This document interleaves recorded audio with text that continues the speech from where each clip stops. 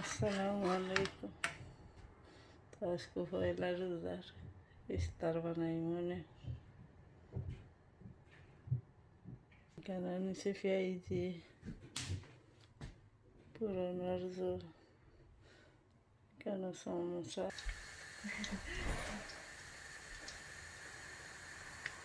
আজকে আমার বউরা তোর পেঁয়াজি